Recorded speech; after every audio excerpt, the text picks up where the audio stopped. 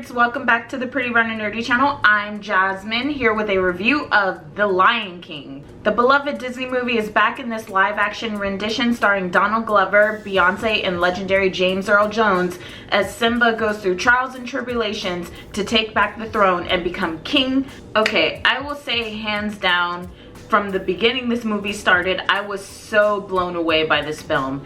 It is just so incredibly done, and I feel like Disney has taken everything that they've learned from the live action version that they did in the Jungle Book, and they've exceeded what they did previously in The Lion King. The CG in this movie is absolutely gorgeous. It is so hyper realistic. I feel like this is the kind of movie that someone would really want to watch in a nice cinema where it's a big IMAX screen and the audio is pristine so you can hear the music very clearly, and it's just get the vibrations, everything. Spend the coin on that quality movie experience. Personally, I feel this is the best Disney live action movie we've had yet. Aladdin was good, but I feel like Lion King just really sets the tone and is on another level than what we've seen in these Disney live action movies that we've had so far. Each frame is pretty much done shot for shot. A good 90% of the movie is probably shot for shot. But honestly, in the case of Lion King, it works. In the case of a Disney live action film, it works. I know some people have been irritated with a lot of the changes that they've made in the previous live action films with some of the shots, but this movie really remains true to the source material, but elevates it even more by adding scenes that we didn't get in the original animated film in the 90s that really kind of elaborate on scenes that we've had in the previous movie that we didn't get a full narrative of exactly what was happening. We're gonna see that in this live action film. Let's get into the characters. Obviously, James Earl Jones is reprising his role as Mufasa and is still that legend, and he's still got it. He was just, his voice is so powerful, and I don't really think they could have anyone else playing Mufasa. I'm really so happy that he decided to come back, because I don't think the role of Mufasa fits for anyone else in the sense. If we were gonna go back and do a live action remake,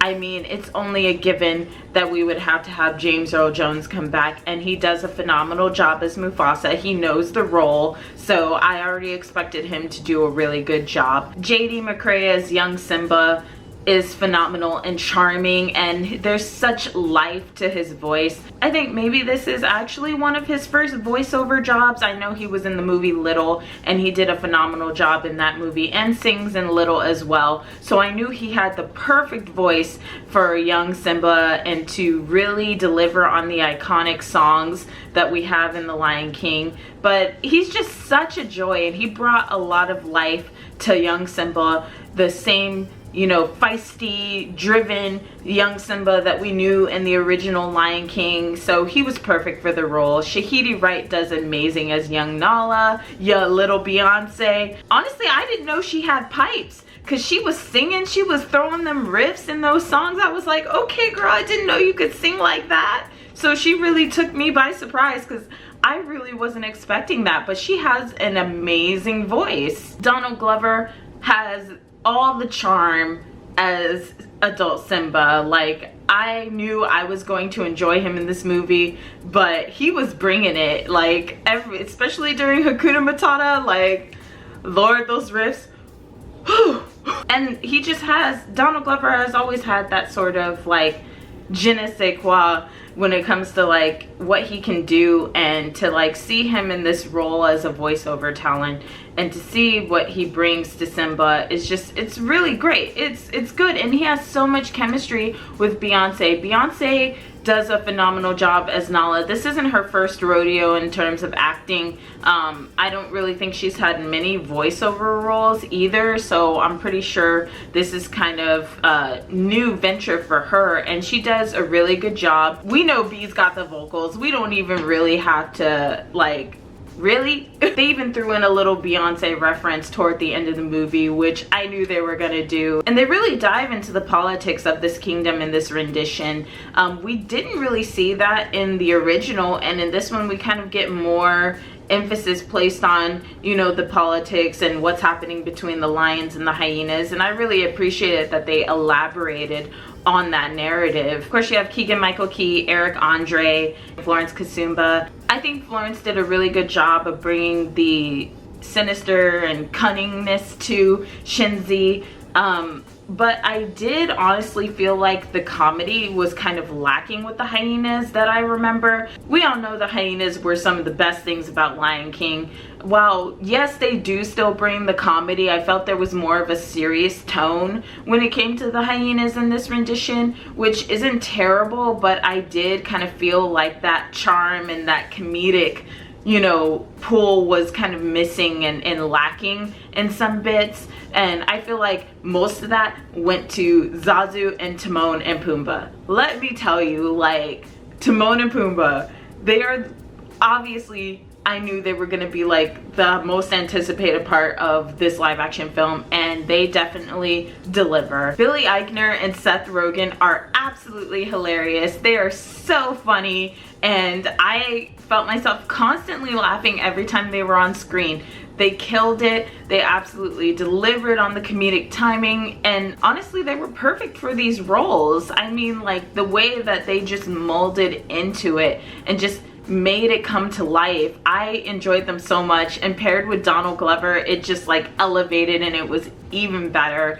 Honestly, such a joy to see them in this movie. I felt like it was kind of ironic and a little hilarious to have John Oliver as Zazu, especially giving the morning report and kind of giving the news, especially since we all know that John Oliver has, you know, his HBO show Last Week Tonight. So it kind of added to the humor in that sense, as where he's a news guy in real life and he's playing a news bird in an animated film, which was really kind of ironic in some ways, but it worked. It really just completely worked. While he is still serious, they give him a little more room to be funny and you know, crack jokes, and when he's talking with Mufasa, like, throw around a couple of jokes here and there. Chiwetel does such a good job as Scar. I enjoyed his performance of Scar. He had the cunning viciousness that we all expect out of Scar. He was very sinister, and he also had the snark. Like, Scar was sarcastic as hell. He brought everything that he needed to bring into this role, and I mean, there's nothing else to say other than that. Like, he definitely brought it. I really felt like I was watching a character who was just really a terrible person and someone that I should dislike and really hate. The music is so good, so great. Circle of Life, I knew I was gonna get emotional hearing it, but to just be in a theater with like these booming speakers all around me, and to hear the choir and the singing and like the big, you know, opener, it just really just brought everything into perspective for me watching this movie. It was just so perfectly done. And now here's for a huge surprise that I wasn't expecting. I know we had heard that Be Prepared wouldn't be in the movie, but it was, and they brought a new flair to it that we hadn't seen previously. Of course, you can't have like the over-exaggerated sequences like you would have in like a 2D animated film, but for a CG animated film, they really brought it with this version and their rendition of the song and made it more like kind of like a speech, a military-like speech, and it really worked. Did it have the same flair as the original song? No, but it really worked for a song that I would expect to come out of a villain,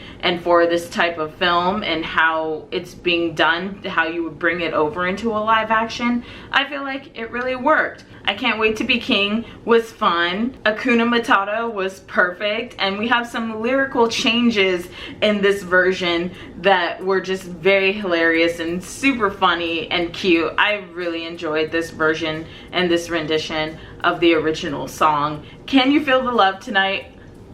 Donald Glover and Beyonce honestly brought it with this song. I really enjoyed it, and it just had like, they were harmonizing, and it was just so smooth and just like, it was everything that I wanted it to be. All in all, I will say perfect live action adaptation of The Lion King.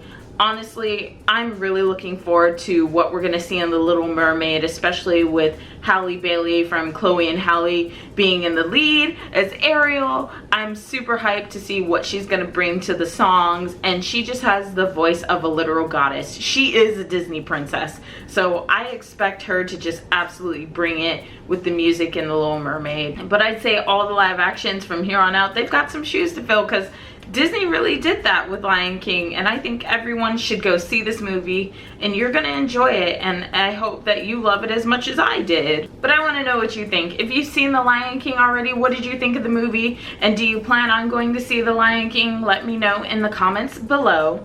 And as always, don't forget to like, share, and subscribe. All our links will be in the description below, and I will see you guys on the next movie review.